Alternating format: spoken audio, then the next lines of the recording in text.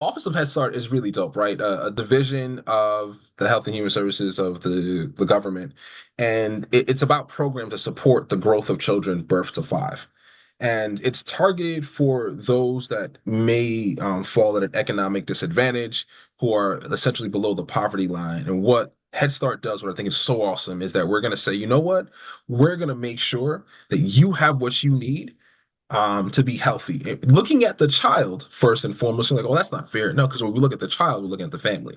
And so Head Start's like, if you come to a Head Start program, we're going to make sure that you have good oral hygiene. We're going to make sure that we can support you in getting to, prenatal visits. We're going to make sure that you understand social emotional development. We're going to make sure that you have what you need, maybe to have stable housing and good education.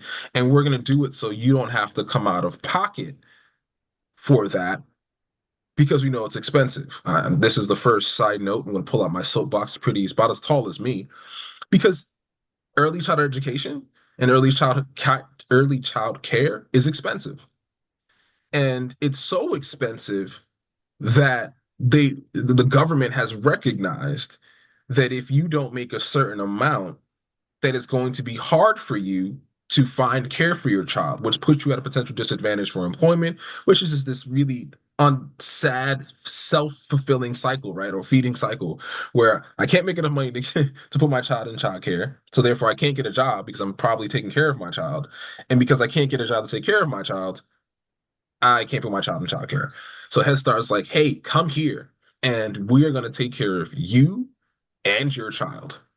And starting there, it bloomed out into all of the services and supports that a family needs to make sure that their child is healthy, which now, as not a result of the pandemic, encouraged by the pandemic, includes care for the teachers, care for staff, because we know when staff are healthy, we know when the staff are supported and in a space where they can also thrive, that they'll care for kids and encourage that those children can thrive and those families can thrive.